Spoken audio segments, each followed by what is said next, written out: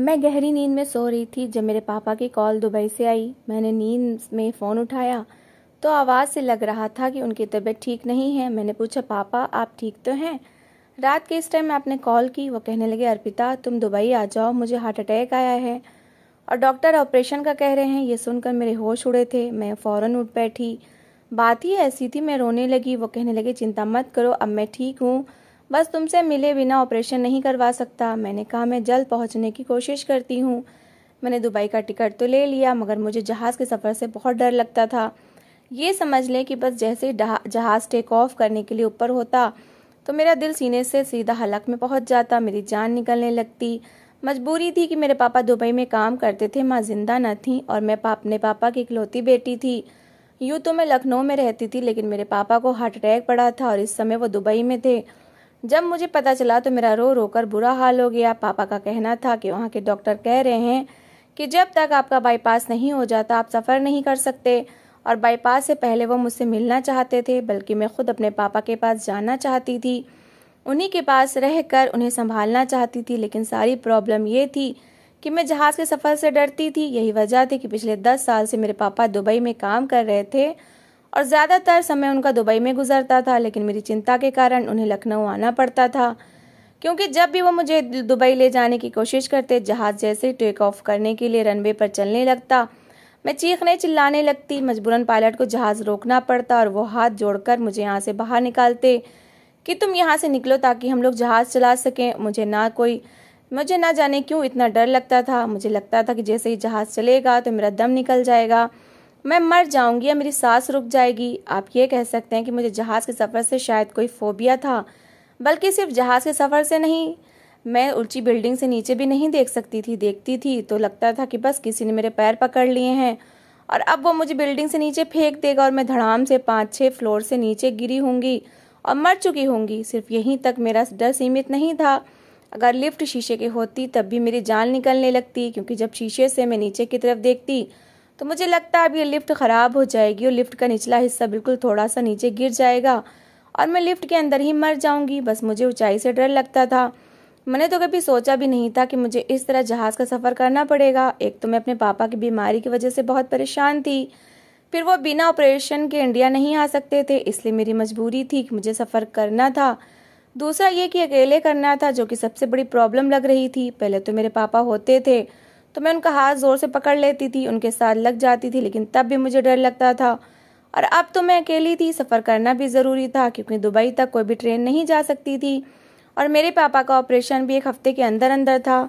मैं बता नहीं सकती थी कि मैं किस सिचुएशन से गुजर रही थी। बोर्डिंग हो चुकी थी, मैं एयरपोर्ट के अंदर हॉल में बैठी सोच रही थी कि पता नहीं कैसे लोग होते हैं जो जहाज़ में सफ़र कर लेते हैं।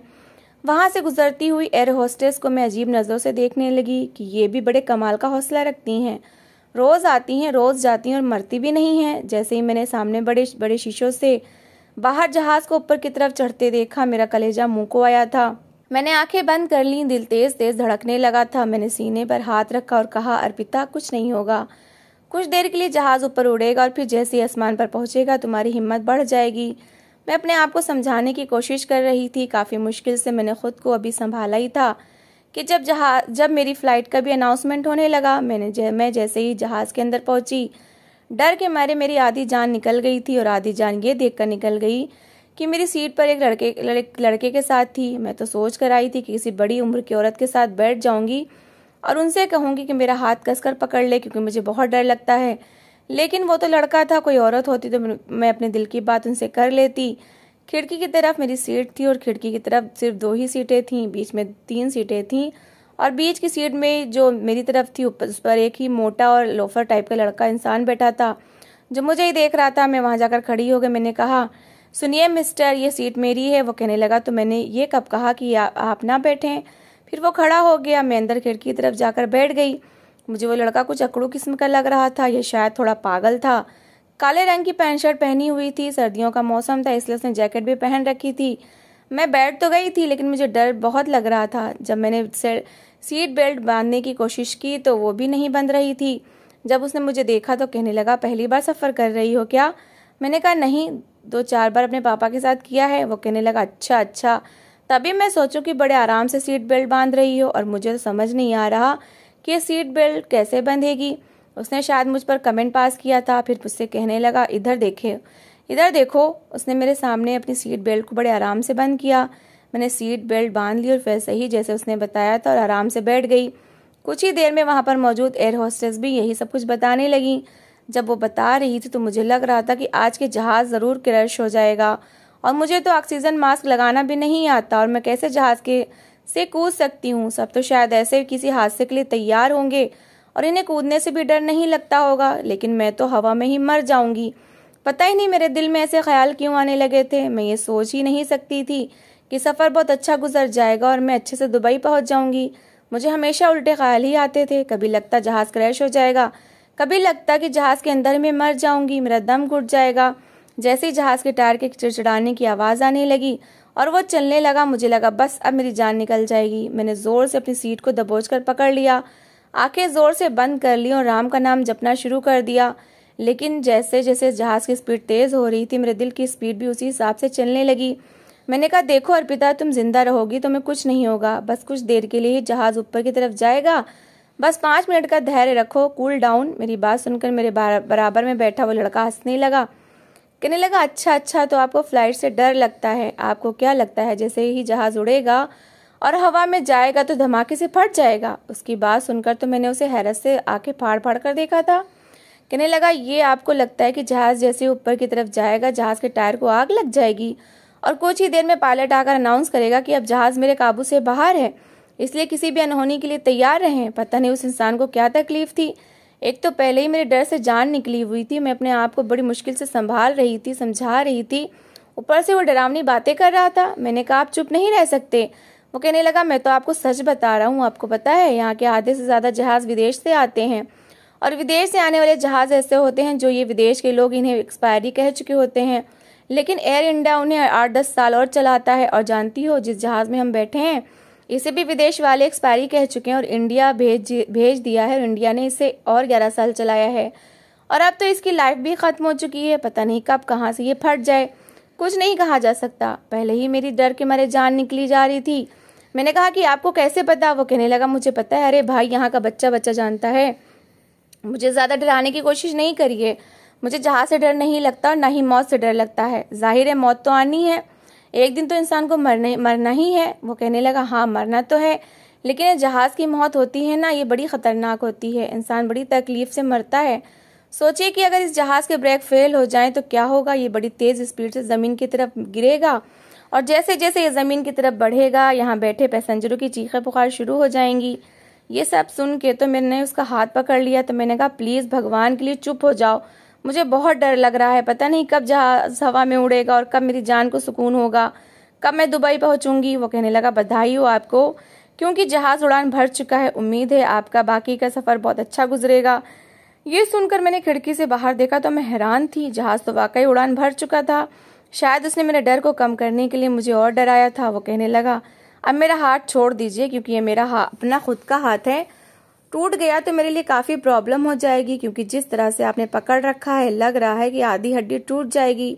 ये सुनकर मैंने फौरन उसका हाथ छोड़ दिया और खिड़की से बाहर देखने की कोशिश करने लगी। पता नहीं मैं कितना डर गई थी, पता नहीं चला, और मैंने डर के मारे उसका हाथ पकड़ लिया था। चलो, अगर पकड़ भी लिया तो उसे इस तरह शर्मिंदा करने की क्या ज़रूरत थी। जैसे ही मैंने जहाज़ के बाहर देखना शुरू किया, नीचे मुझे आबादी नज़र आई तो मेरे पैरों से जान निकलने लगी। मैंने फ़ौरन से खिड़की बंद कर दी। वो कहने लगा, आपने खिड़की क्यों बंद कर दी? मैंने कहा, मुझे इतने ऊपर से नीचे देखते हुए भी डर लगता है। वो कहने लगा, कमाल की लड़की हो, हर चीज़ से डर लगता है। लेकिन बाकी का सफ़र इस इंसान से बातें करने के कारण अच्छा गुजर गया था। जब मैं दुबई के एयरपोर्ट पर पहुंची तो मैंने भगवान का धन्यवाद किया था कि मैं ज़िंदा सही सलामत यहाँ पहुँच गई। मैं जैसे ही एयरपोर्ट से बाहर निकली तो मेरे पापा ने गाड़ी भेजी हुई थी। मैं फ़ौरन ही गाड़ी में बैठी, अपना सामान भी गाड़ी में रखवा दिया। गाड़ी जैसे ही चली, मैंने देखा वो लड़का मेरी तरफ हाथ हिला रहा था, जैसे चाहता हो कि मैं अपनी गाड़ी रोक लूं, लेकिन मैंने उसे अनदेखा कर दिया। बस अब मुझे अपने पापा से मिलने की जल्दी थी। ठीक है, उसने सफ़र में मेरी थोड़ी बहुत मदद कर दी थी, लेकिन इसका मतलब ये थोड़ी है कि मैं उससे फ्री हो जाती। जैसे ही मैं घर पहुंची, मेरे पापा चेहरे से बड़े उदास लग रहे थे। शेव भी बड़ी हुई थी। मुझे देखकर उनके चेहरे पर मुस्कुराहट आई। मैंने फ़ौरन गले लगाकर उनसे कहा, पापा आप क्यों इतनी टेंशन ले रहे हैं, ऑपरेशन हो भी जाएगा और आपको पता भी नहीं चलेगा। वो कहने लगे मैंने कब टेंशन ली है। मैंने कहा आपने अपना चेहरा देखा है, ना ही आपने शेव की है और ना ही अपने बाल डाई किए हैं। वो कहने लगे वो तो मैंने जानबूझकर नहीं की, कहीं नर्सें मुझ पर फिदा ना हो जाएं आपके पापा की पर्सनालिटी पर। मैंने कहा मेरा दिल बहलाने की कोशिश ना करिए, आप 4 दिन से बस अपने ऑपरेशन के बारे में सोच सोच कर परेशान हो रहे हैं। फिर मेरा गाल पकड़कर अपनी उंगली और अंगूठे से चुटकी भर कर कहने लगे अब तुम आ गई हो ना, अब मुझे सुकून मिल गया है। बस मुझे ये टेंशन थी कि तुम शायद नहीं आओगी, सफ़र का सोचते ही अपना इरादा बदल लोगी, और मैं तुम्हें देखे बगैर ऑपरेशन नहीं करवाना चाहता था। मैंने अपने पापा को बहुत तसल्ली दी। मैंने कहा देख लिया आपने, आपके प्यार में मैंने जहाज़ का सफ़र भी कर लिया। वो कहने लगे ये तो बहुत अच्छा किया, सच पूछो तो मैंने बड़ी प्रार्थनाएं की थी कि मेरी बेटी का सफ़र बहुत अच्छा गुजर जाए। सफ़र का सोचते ही मुझे उस लड़के का ख्याल आने लगा कि वो मुझे रोक क्यों रहा था। बहरहाल 5 दिन मैंने अपने पापा से बातचीत करके गुजारे। ऑपरेशन थिएटर में जब वो गए तो मैं बहुत परेशान थी। जब तक उनका ऑपरेशन होता रहा मैं बस भगवान से प्रार्थना ही करती रही। शुक्र था कि सब कुछ ठीक ठाक हो गया था।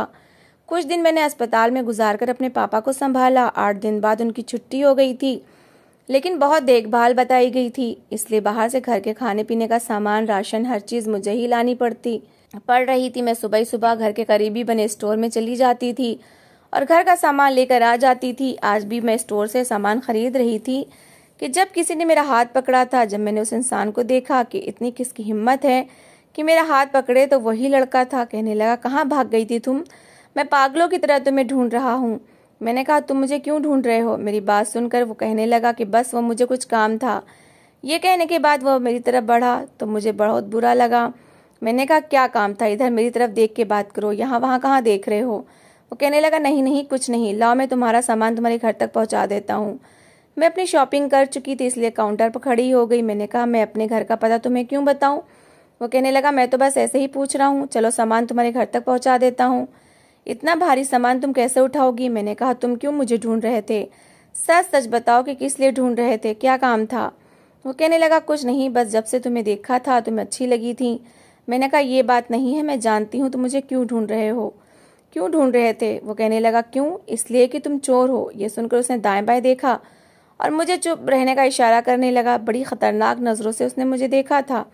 ना चाहते हुए भी मैं डर रही थी। सफ़र के दौरान जो कुछ उसने किया था मैं उसका राज जान चुकी थी। जैसे ही मैं इस स्टोर से अपना सामान लेकर बाहर जाने लगी उसने मेरा रास्ता रोक लिया। कहने लगा अनजान मत बनो, तुम अच्छी तरह से जानती हो मैं तुमसे क्या मांग रहा हूँ। मैंने कहा वो तो मैंने पुलिस के हवाले कर दिया। मेरी ये बात सुनकर उसने मुझे हैरत से देखा था। वो कहने लगा दिमाग खराब है क्या तुम्हारा, क्या बक रही हो। मैंने कहा कि तुम मुझे फंसाने के चक्कर में थे, क्या समझते थे कि मैं तुम्हें छोड़ दूंगी। हटो यहाँ से, जाओ और पुलिस से जाकर बात करो, बल्कि मैं खुद अभी फ़ोन करती हूँ। इससे पहले कि मैं अपना मोबाइल पर्स से निकालती उसने मेरी कमर पर पिस्तौल रख दी। कहने लगा शराफत से अपने घर चलो, तुम्हें मैं वहाँ जाकर ठीक करता हूँ। और कहने लगा तुमने ज़रा भी शोर मचाने की कोशिश की तो तुम्हें यहीं ठोक के रख दूंगा। मैं उसके साथ चलते हुए घर आ गई। चाबी से जब घर दरवाज़ा खोला तो मेरे पापा उस टाइम व्हील चेयर पर लाउंज में बैठे टीवी देख रहे थे। मुझे इस लड़के के साथ देखकर पूछने लगे अर्पिता ये किसके साथ आई हो। मैंने कहा पापा वो ज़बरदस्ती घर के अंदर आया, उसने दरवाज़ा बंद कर दिया, उसने मेरे सर पर पिस्तौल तान दी। ये देखकर मेरे पापा परेशान हो गए, फ़ौरन अपनी कुर्सी से खड़े होने की कोशिश करने लगे। वो कहने लगा आप वहीं बैठे रहें, मुझे आपकी बेटी को नुकसान पहुंचाने में कोई इंटरेस्ट नहीं है, बस इससे कहिए मेरी चीज़ वापस कर दे। मेरे पापा कहने लगे अर्पिता क्या है तुम्हारे पास जो ये मांग रहा है। मैंने कहा पापा ये चोर है, सफ़र के दौरान न जाने कैसे इसने मेरे गले में डायमंड का हार पहना दिया था जिसकी कीमत बहुत ज़्यादा थी, और ये जानता था कि अगर वो हार इसके हाथ में पकड़ा गया तो इसे रोक लिया जाएगा। इसने मेरे गले में पहना दिया और मुझे पता भी नहीं लगने दिया। जब मैं यहाँ आई तब मैंने अपने गले में वो हार देखा और अब ये वो हार मुझसे मांग रहा है। ये चोर है, पता नहीं इसने किसका हार चुराया है। वो कहने लगा मैं जो कोई भी हूँ वो हार मुझे वापस करो। मेरे पापा कहने लगे अर्पिता तुम इस मसले में ना पड़ो, वो हार इसे वापस कर दो। मैंने वो हार उस लड़के के हवाले कर दिया, वो वापस जा चुका था। मेरे पापा बिल्कुल ठीक हो गए थे। 1 से 1.5 महीने बाद मैं उनके साथ ही इंडिया वापस जा रही थी कि वो लड़का फिर से मुझे उसी जहाज़ में दिखाई दिया। वो मुझे देखकर मुस्कुरा रहा था, लेकिन मैंने गुस्से से अपना मुंह फेर लिया। मुझे उस चोर में से कोई मतलब नहीं था। इस बार ऐसा हुआ कि मुझे जहाज़ से डर नहीं लगा था। पता नहीं क्यों न चाहते हुए उसकी बातें मेरे कान में गूंजने लगी जो जहाज़ में आते हुए उसने मुझसे कही थी। वो सफ़र मैंने अपने पापा के साथ बातें करके गुजारा था। घर पहुंचकर मैंने अपने पापा से साफ कह दिया कि वो दुबई नहीं जाएंगे। वो कहने लगे मैं भी सब कुछ वहाँ से वाइंड अप करके आया हूँ। मैं यही सोच रहा था कि थोड़ा कमा लूँगा, लेकिन अब यहीं तुम्हारे साथ ही रहूँगा। मैं भी अपने पापा के इस फैसले से बहुत खुश थी, लेकिन 5-6 दिन बाद जब मैंने उसी लड़के को उसकी माँ के साथ अपने घर में आते हुए देखा तो मुझे जिज्ञासा हुई कि वो यहाँ क्यों आया था। मैंने उसकी माँ को जब उसके साथ देखा तो मजबूरन मुझे उसे ड्राइंग रूम में बिठाना पड़ा, क्योंकि उसकी माँ कहने लगी कि वो मेरे पापा की तबीयत पूछने के लिए आई हैं। अब मैं इतनी भी बुरी ना थी कि गेस्ट को वापस भेज देती। मैंने अपने पापा से कहा तो वो हैरान हुए थे। मेरे पापा कहने लगे कि चलो ऐसा करो, चाय बनाओ, अब उसकी माँ साथ में आई है तो मैं पूछता हूँ कि क्या प्रॉब्लम है। फिर मुझसे पूछने लगे तुमने कोई और चीज़ तो नहीं रखी, उसकी रखी है। मैंने कहा नहीं पापा, बस वो हार ही था जो वापस कर दिया। मैं भला क्यों उसकी चीज़ें रखने लगी। मेरे पापा उसकी माँ के साथ ड्राइंग रूम में बैठ गए। कुछ ही देर बाद मैंने चाय बनाई और नौकरानी के हाथ ड्राइंग रूम में भेज दी। मैं उस लड़के का सामना ही नहीं करना चाहती थी। जब वो लोग चले गए तब मैं कमरे से बाहर आई। मेरे पापा अभी भी ड्राइंग रूम में बैठे किसी गहरी सोच में गुम थे। मुझे देखकर मुस्कुराने लगे। मैंने कहा वो क्यों आया था यहाँ पर। पापा कहने लगे यहाँ बैठो, तुमसे कुछ बात करनी है। मैंने कहा जी पापा कहिए। वो कहने लगे असल में इसकी माँ तुम्हारे लिए रिश्ता लेकर आई थी। ये सुनकर मैं जितनी भी हैरान होती उतना ही कम था। मैंने कहा उस चोर की इतनी हिम्मत। मेरे पापा कहने लगे ये बात नहीं है। मैंने कहा मुझे कुछ सुनना ही नहीं पापा। आपने मना क्यों नहीं किया, उन्हें धक्का देकर क्यों नहीं निकाला। पापा कहने लगे अर्पिता मेरी बात तो सुनो। मैंने कहा मुझे कुछ नहीं सुनना। पापा कहने लगे जो कुछ तुम समझ रही हो वैसा नहीं, कुछ नहीं है। मैंने कहा मुझे फिर भी कुछ नहीं सुनना। वो कहने लगे अगर तुम्हारी मर्जी नहीं है तो मैं इनकार कर देता हूँ, लेकिन मुझे इस रिश्ते में कोई भी बुराई नहीं दिखाई दे रही। मैंने कहा लेकिन मुझे दिखाई देती है, बस आप मना कर दीजिए। कुछ दिन बाद मैं शॉपिंग के लिए घर से बाहर निकली। अपनी गाड़ी में खुद ड्राइव कर रही थी, मॉल में शॉपिंग कर रही थी कि वहाँ वो लड़का भी मुझे नजर आ गया। मैंने उसे देखकर अपना मुंह फेर लिया। वो कहने लगा मिस अर्पिता क्या कुछ देर आपसे बात हो सकती है। मैंने कहा मुझे आपसे कोई बात नहीं करनी। वो कहने लगा बस 5 मिनट। 5 मिनट तो दे सकती हैं। मैंने कहा ठीक है, यहाँ तो बात नहीं हो सकती, टॉप फ्लोर पर कैफे बना हुआ है, थोड़ी देर वहाँ बैठ जाते हैं। मैंने अपनी शॉपिंग बैग उठाया और उसके साथ टॉप फ्लोर पर जाने लगी, लेकिन जब लिफ्ट में जाने के लिए मुझसे कहा तो मैंने साफ मना कर दिया। मैंने कहा इसके दरवाजे शीशे के हैं, मैं इसमें नहीं जा सकती। मुझे हैरत से देखकर वो कहने लगा मतलब इससे भी डर लगता है। मैंने कहा जी हाँ, मैंने दिलेरी से अपने इस डर को भी स्वीकार किया था। बहरहाल मेरी खातिर वो सीढ़ियाँ चढ़कर टॉप फ्लोर तक पहुंचा था। एक टेबल पर हम दोनों बैठ गए। उसने जूस ऑर्डर किया। कहने लगा कि आपने रिश्ते से मना क्यों कर दिया। मैंने कहा क्योंकि मुझे मना करने का अधिकार है, मैं किसी चोर की पत्नी नहीं बन सकती। वो कहने लगा किसने कहा कि मैं चोर हूँ। मैंने कहा वो हार चोरी का ही था जो आपने मेरे गले में पहनाया था ताकि आपको एयरपोर्ट पर कोई पकड़ ना सके। वो कहने लगा मैं सारी बात आपके पापा को बता चुका हूँ, लेकिन मैंने अपने पापा की कोई बात सुनी ही नहीं थी। मैंने कहा मैंने उनकी बात नहीं सुनी थी। वो मुझे हैरत से देखने लगा। कहने लगा मैं पुलिस का एक सीक्रेट एजेंट हूँ। जो हार आपने मेरे पास देखा था असल में वो मैंने पुलिस के कहने पर ही एक ऐसी लड़की से चुराया था जो कि बहुत बड़ी चोर थी। मैंने बड़ी मुश्किल से हार चुराया और आपको इसलिए पहनाया था ताकि वो मुझ पर शक न कर सके। और जिस तरह की आपने कॉलर वाली शर्ट पहन रखी थी वो हार उसमें छुप चुका था। उस औरत को मुझ पर शक था, इसलिए एयरपोर्ट पर पहुंचते ही उसने कस्टम ऑफिसर से कहकर मेरी तलाशी करवाई थी कि मैंने उसका हार चोरी किया है।